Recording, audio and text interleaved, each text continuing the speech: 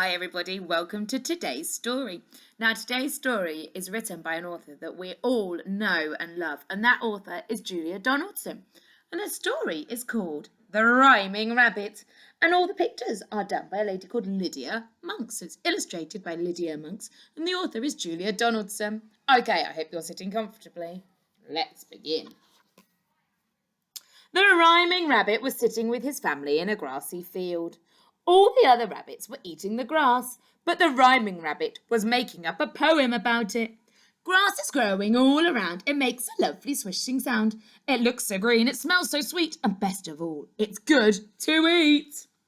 Stop rhyming! Start eating, said the other rabbits. It was beginning to get dark when one of the rabbits pricked up his ears and stamped a foot. Fox! He shouted. Straight away, all the rabbits ran into their burrow. All except the Rhyming Rabbit, who closed his eyes and made up a poem about the fox. Oh, fearful fox, all rusty red, you fill our rabbit hearts with dread. So silently you crouch and sniff until you catch our rabbit whiff. So hungrily, you cunning beast, you stalk your tasty rabbit feast. You're sly and crafty, through and through, but we can run as fast as you. Don't rhyme! Run! Yelled the other rabbits. The Rhyming Rabbit opened his eyes, saw the fox, and ran. He reached the burrow just in time. It was night time. The tired rabbits lay down together in their burrow, all except for the Rhyming Rabbit, who sat apart from the others, singing a song to them. Sleep, rabbit, sleep. Snuggle up and close your eyes and listen to my lullabies. Sleep, rabbits, sleep. Dream, rabbits, dream of grassy fields and sunny hours and cabbages and cauliflowers. Dream, rabbits, dream. Stop singing! Go to sleep, said the other rabbits. The Rhyming Rabbit felt sad and lonely. The other rabbits were all snoring, but he couldn't go to sleep.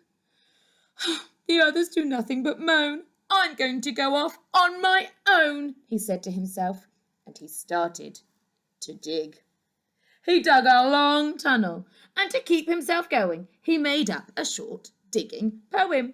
Dig, dig, quick, quick, scrabble, scrabble, kick, kick. It's a good short poem, that one. The tunnel led him up and down, around a corner, where he met a worm. The Rhyming Rabbit stopped in his tracks and made up a new poem. Wonderful worm deep in the soil, why do you wiggle and curl and coil? Where are you going? Where have you been? How do you manage to stay so clean? How do you change your shape like that, from long and skinny to short and fat? And one more thing that's been bothering me.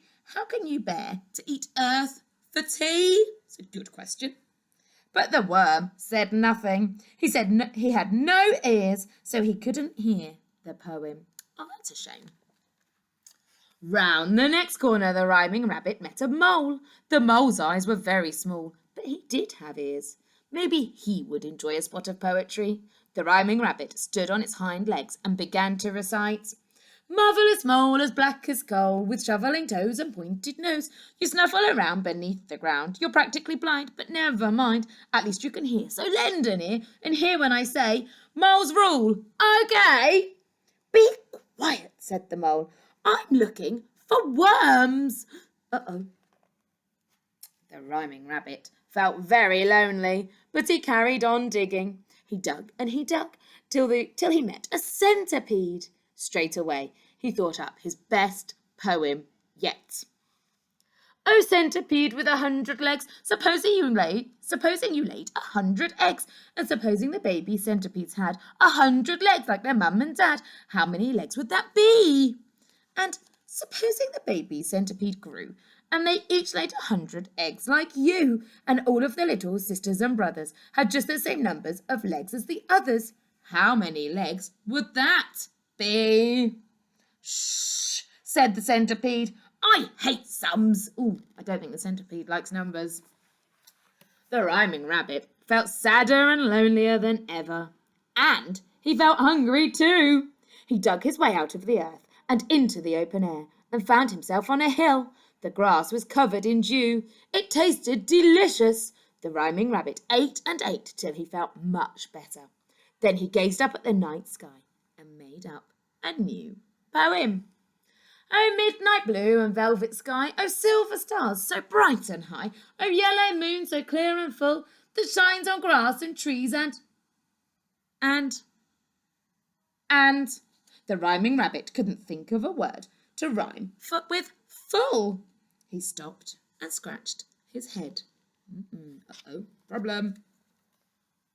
Wool, said a voice. The rhyming rabbit turned round and saw a woolly sheep standing beside him. Thank you, sheep, you found a rhyme, he said, and the sheep replied, I make up poems all the time. Another poet! The rhyming rabbit stared in wonder. Before he could think of a rhyming reply, the sheep went on, How nice it is to meet a rabbit with whom to share my rhyming habit. The rhyming rabbit felt so happy that he decided to make up a poem for the sheep. Oh, pretty and poetic sheep, who stands upon the hill so steep, with handsome horns and woolly fleece, as white as snow or clouds or... I don't think he can find a word again. Geese, suggested the sheep. She smiled at the rabbit and added, Shall I make up a poem for you? Oh, yes, I pray you, sheep, please do, replied the rhyming rabbit. So the sheep cleared her throat and recited, Any old rabbit can dig, any old rabbit can feed, but a rabbit who knows how to make up poems is a special rabbit indeed. Any old rabbit can run, any old rabbit can sleep, but only a very special rabbit could make up poems with a sheep. I love that poem. The rhyming rabbit sighed happily. The sun came up. It was a beautiful day. The rhyming rabbit and the sheep stayed together all day, making up poems about the sun and the flowers and the trees. As evening fell and their shadows grew long, the rhyming rabbit remembered his family back in the burrow, and he said to the sheep, The others must be getting worried. Goodbye, dear friend. It's time I hurried. The sheep looked very sad and said, You go? Oh, no. Oh, woe. Oh, sorrow. Oh dear, I don't think the sheep wants him to go. But the rhyming rabbit replied, I will come back again tomorrow. Oh, look at them. I'm so pleased they're friends. The end. Oh, I'm so pleased that the rhyming rabbit found another friend that rhymes just like he did. And there were some fabulous rhymes in that story. I hope you enjoyed that one. Take care, everybody.